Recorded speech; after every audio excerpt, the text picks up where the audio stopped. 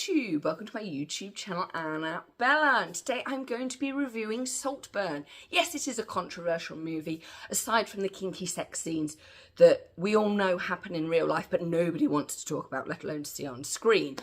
It's 2 hours and 7 minutes, it's a thriller and a comedy, and it is a 15, which shocks me because I was thinking it would be an 18, but no, they've gone with a 15. It is on Prime Video, so you can watch it whenever you like. Yes, it did have a cinematic release.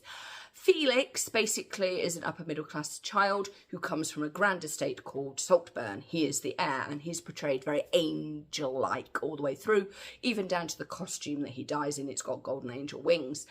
I'm loving Pamela. Everybody has ever met an upper class woman that is Pamela.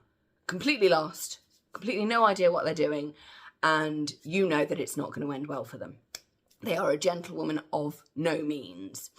I'm loving Rosamund Pike's Elspeth, her kindness.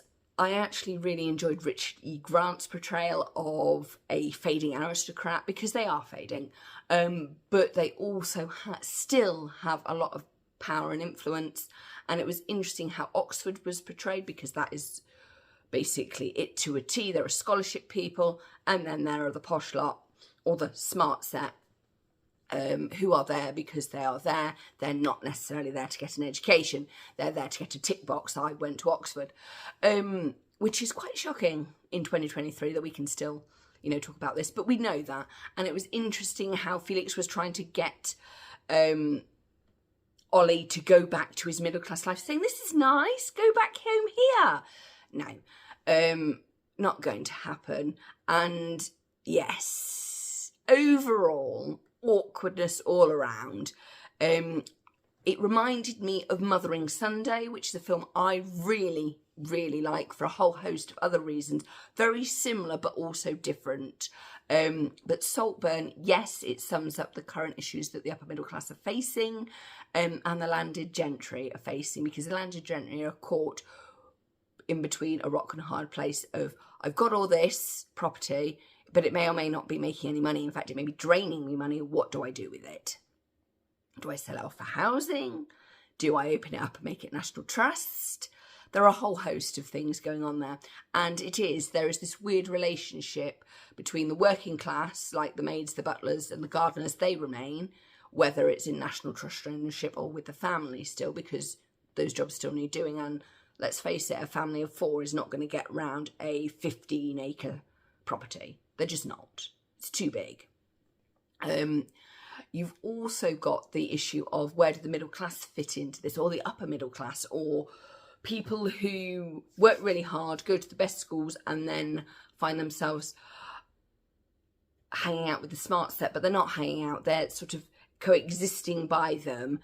And yeah, it's very interesting, because even the upper class have to get jobs now and work, because the estate may or may not be making money.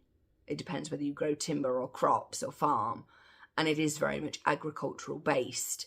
And if you're not into that, then you're stuck, because if you're the heir, you're going to have to get into that, or at least business management or event management. Hence why you have, Glastonbury that happens on a farm, or an estate will do a music festival, or they'll do a children's festival, or they'll do something, Christmas, Easter, this, that, or the other, just to keep the income going so that they can keep the estate afloat. Because it's not just about paying the jobs of the gardener, it's actually preventing the copper piping, which is 19th, 16th century, from crumbling, or whatever it is. And these are really expensive things. And old crumbling houses are money pits. Everybody knows this. So it was a great review on upper class society, and I loved the twist. I thought that was good. That was good all the way through. Loved it. But yes, why have we got all these upper class males portrayed as sociopaths? It's, bonkers. 5 out of 5 from me. I enjoyed it. I will be reviewing Mothering Sunday, which I think is a better version of Saltburn. But Saltburn is very 2023, very now, whereas Mothering Sunday is a softer version of it.